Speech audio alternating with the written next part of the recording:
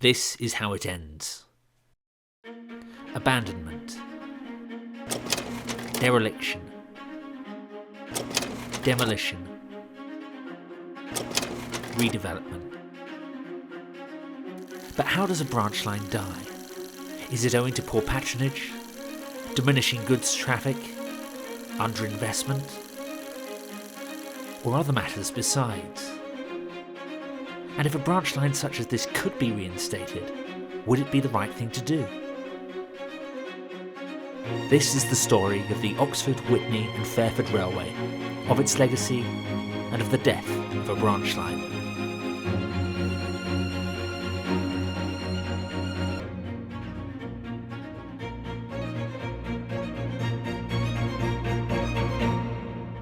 Our journey to explore what remains of this delightful lost railway begins in the university city of Oxford. Run and operated by the mighty Great Western Railway for most of its life, the branch line to Fairford was constructed in two distinct parts. Opened in 1861, the Witney Railway left the Worcester and Wolverhampton Railway north of Oxford at the village of Yarnton. It was 12 years later that the East Gloucestershire Railway opened an extension from Witney to Fairford, its ambition to continue towards Cirencester and ultimately Cheltenham being thwarted. Passing through towns, villages and beautiful countryside, the railway served passengers until 1962, when the Witney to Fairford line closed, with goods-only services between Witney and Yarnton ceasing in 1970. In this film, we explore what remains and what there is to rediscover of this lost line. From a bay platform here at Oxford Railway Station, trains bound for Fairford would depart. They would make their first of several river crossings here over the Sheepwash Channel.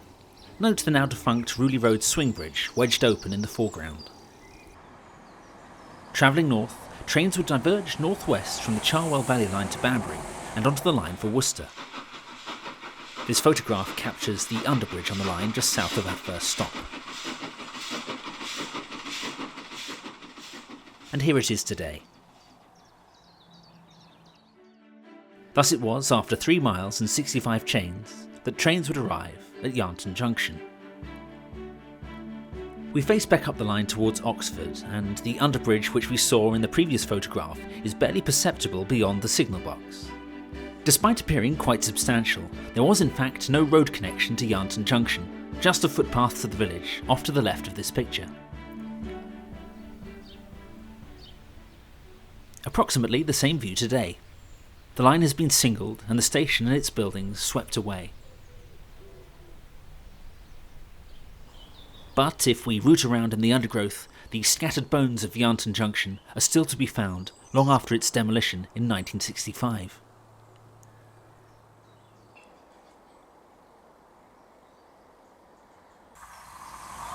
At this point, to the north of the station, began the branch to Fairford, where trains would diverge in a southwesterly direction and the pace of life would slow all the more. Here is the trackbed today, now a road for lorries accessing nearby gravel pits. So it is that 1 mile since departing Yarnton Junction, we reach Cassington Halt. The penultimate station to be constructed, it opened on the 9th of March 1936. Originally sited south of the bridge featured in this picture, it was relocated to the north side of the M40 after the war. Closed in June 1962, the station buildings have long gone, and the village of Cassington has been without a railway connection ever since. The station is just visible through the arch of the bridge, as this train steams towards Fairford a month or so before the line closed to passengers. The scene today is somewhat less evocative.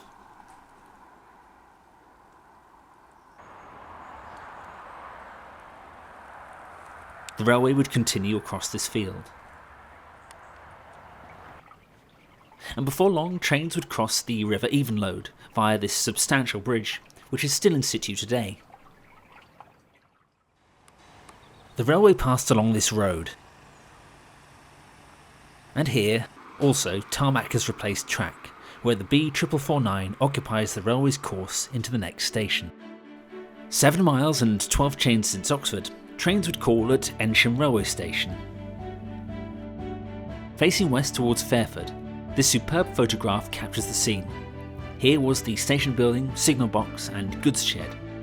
The principal intermediate station between Oxford and Witney, it is little wonder that the station saw a healthy amount of goods and passenger traffic. The scene today, and all traces of the railway have been swept away. Though some clues remain. For the next several miles, the line is distinctively rural in character. Marking out the railway's property, these concrete fence posts on one side, and these wooden ones on the other.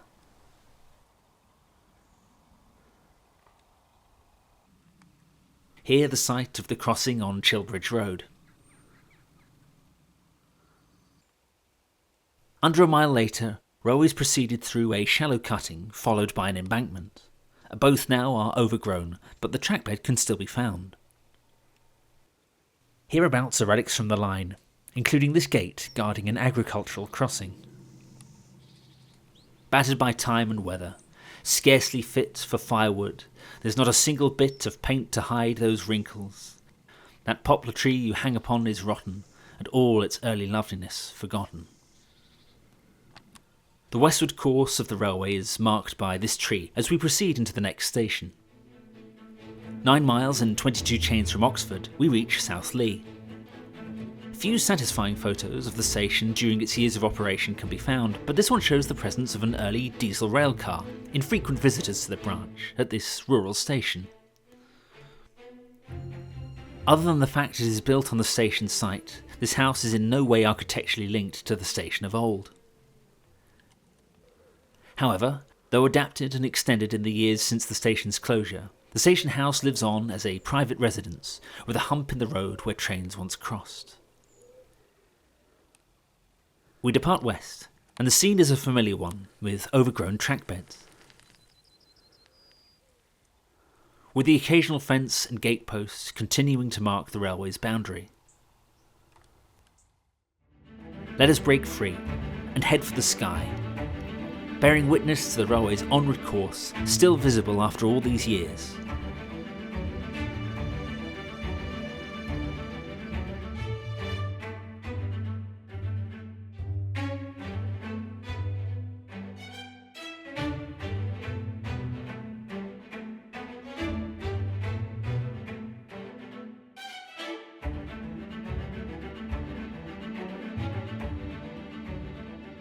Back down to earth, we find the Balasso Bridge, which carries tar road across it. Notice how it has been built to accommodate 2 lines, no doubt a legacy of the ambitions of the railway's investors who hoped the line would continue beyond Fairford to Cirencester and Cheltenham. Soon after passing beneath the bridge, the railway struck northwest, where after a mile it crossed this iron bridge over the river Windrush, heralding the railway's entry into the southeast of Witney.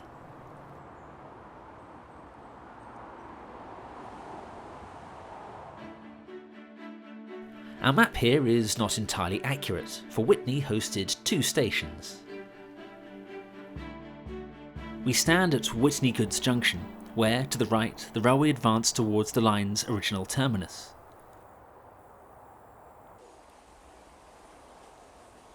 The bridge over the River Windrush still stands beneath the shade of the trees.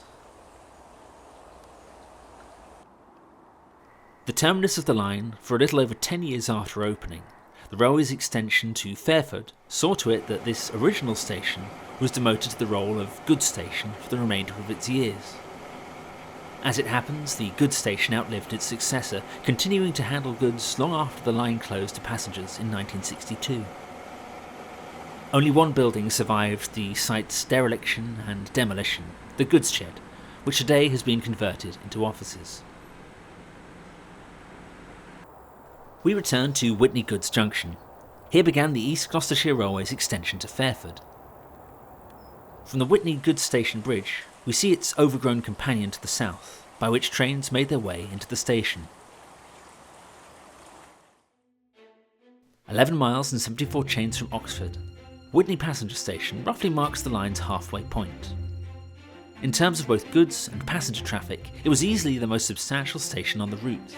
This photo profiles the station buildings well, and we see bridge number 10 in the background at the west end of the platform. And here, in vivid colour, a double-headed service arrives from Fairford during the last week of passenger service. Closed in 1962 and demolished in 1969, this is the approximate site of the station today.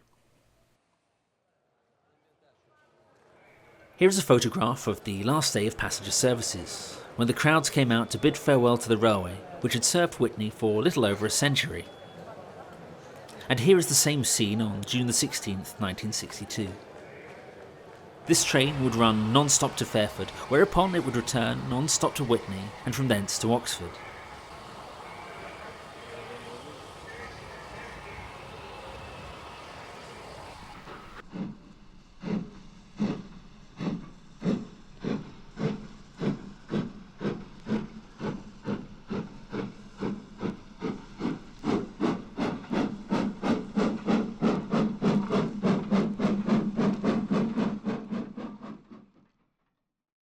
In this next sequence, taken a few months before the branch's closure, a train from Fairford enters Witney beneath bridge number 10. With few passengers, this footage perhaps presents a more typical view of the station's quiet platform.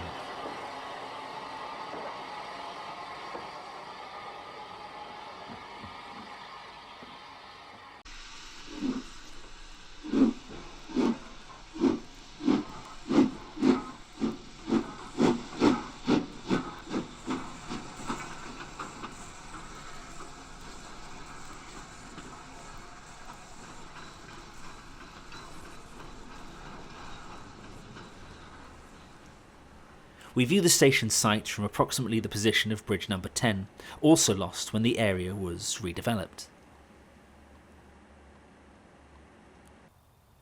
Having departed Witney, the railway left the town in a southwesterly direction. For the next 2.5 miles, trains could reach the line's maximum permitted speed of 40 miles per hour as they rattled through the wide, flat landscape of West Oxfordshire. And before long they would pass beneath bridge number 15, which heralded entry to the next station. Originally Bampton, the station was renamed Brize, Norton and Bampton in 1940 to reflect the significance of the RAF base which abuts the station's site. Here we have a delightful view of the station, signal box, goods shed and passing loop, together with the aerodrome to the right of the picture. And here, a service bound for Fairford pulls into the station beneath bridge number 15. That same bridge has had its western aperture blocked in the years since closure, and the station site has been redeveloped to house light industrial units, though some clues as to the site's past are on show. A view of RAF Brize Norton from the train in the early 1960s. And here, in November 1946, an Avro York MW168 from Brize Norton failed to take off and came to rest just across the railway's path.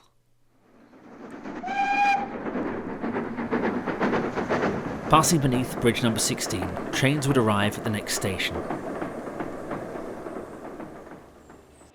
17 miles and 3 chains from Oxford was Carterton. This was the last station on the line to open in October 1944. Built primarily to serve RAF Brize Norton, the design of the main station building differs from all others on the route, with its construction reminiscent of functional military architecture. The same position today, and our view is somewhat obscured. But from the station's east end, we look back towards the bridge and note that the platform edge survives to the left of the picture. Here is a closer study of the main station building, facing west towards Fairford. In the years since it closed, it was left derelict, then it served in the office of a pigsty. But today, it is the stables. In this footage, we see the station in 1962.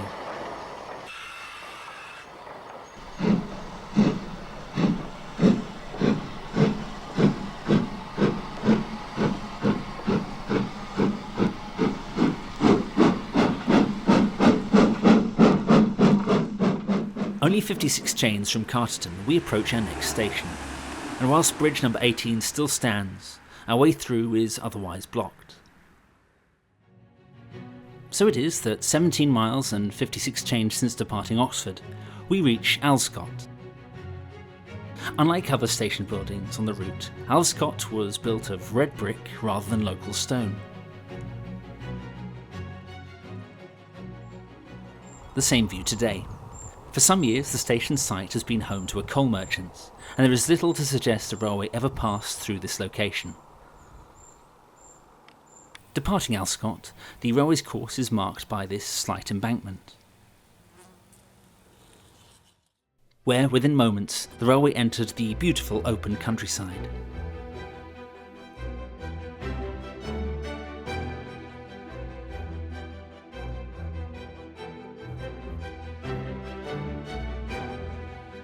We look back towards Alvescot, and beneath us, bridge number 22.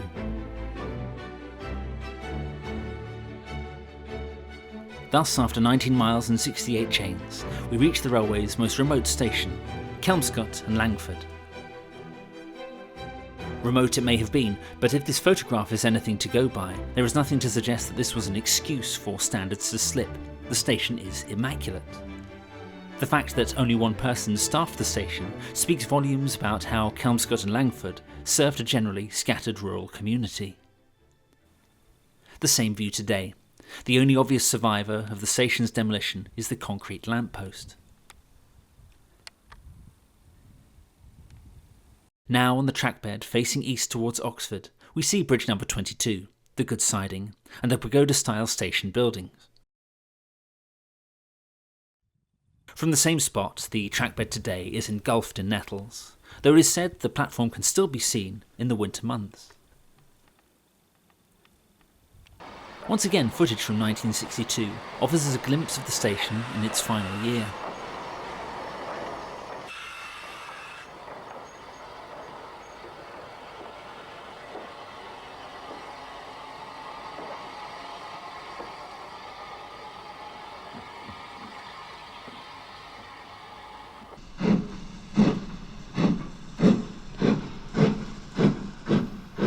Closer look at the lamppost now.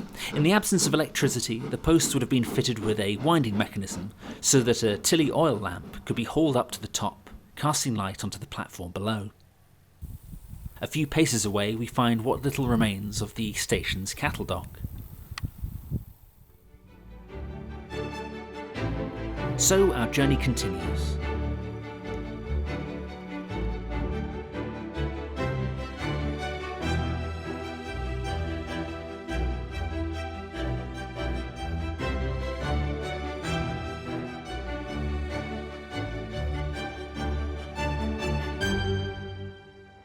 Just over a mile since departing Kelmscott and Langford, this superb picture shows Little Farringdon Crossing, with the 12:32 Fairford to Oxford train on the 8th of June 1962 passing the crossing keeper's house. Whilst the rails have gone, the house remains in this delightfully secluded spot. Thus, 22 miles and 23 chains since Oxford, trains crossed into Gloucestershire, the line's penultimate station at Lechlade. This remarkable and detailed picture speaks of the quiet life that Lechlade station lived. At something of a distance from the town it served, neither passenger traffic nor goods traffic were ever particularly high. If ever a photograph captured the lazy pastoral days of such stations, this is surely it. Today, it is all gone.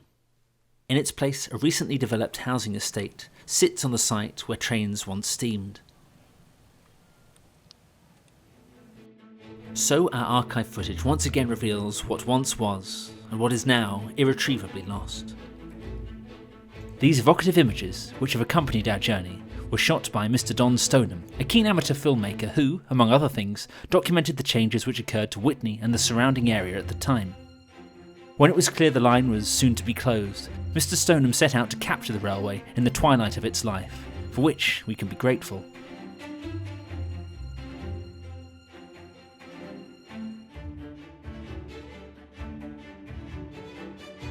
The film features Mr. Stoneham's children, Chris and Mike, and their cousins Alison and Margaret Hicks. Their father, Mr. Ralph Hicks, can be seen driving the 1947 Morris 8 Series E at the start of the sequence, and bidding farewell at the end.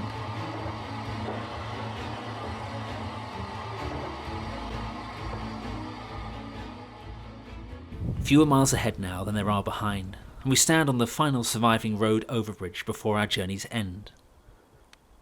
How many pass over here and ask why there is a bridge here at all?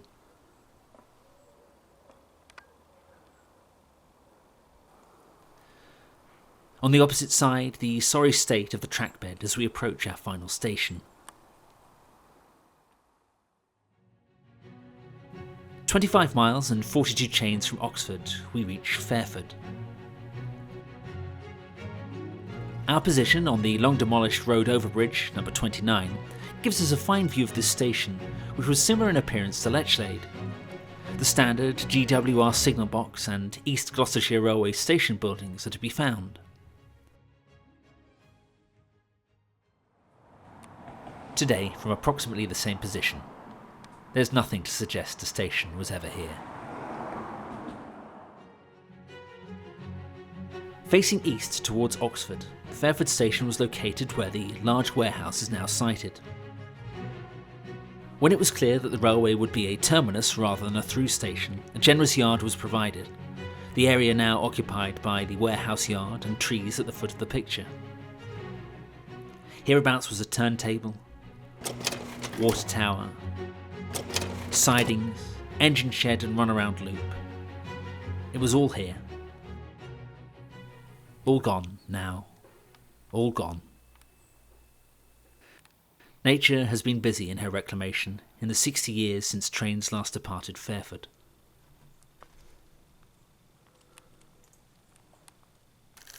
How, then, did this branch line die? The causes are several, and these symptoms inexhaustive. Many stations were at a distance from the communities they were meant to serve, and the rise of private car ownership and competing bus services made it easier to get from point to point. Couple this with the fact that, generally, passenger numbers on the line were never particularly high, and, especially on the Witney to Fairford section, goods traffic became negligible. Stripped of what passenger traffic there was, ever-diminishing goods services from Witney lingered on for 8 years until the line finally closed with little local ceremony on Monday the 2nd of November 1970. Would a connection to Cirencester and Cheltenham here beyond Fairford have reversed the railway's fortunes? Or was this rural route always going to struggle? Was this line's closure a cruelty or a kindness? We may never know. But of one thing we can be sure. Though much is taken, much abides. I hope you enjoyed this film. Please like and subscribe and click your notification bell. Do share this film and follow Rediscovering Lost Railways.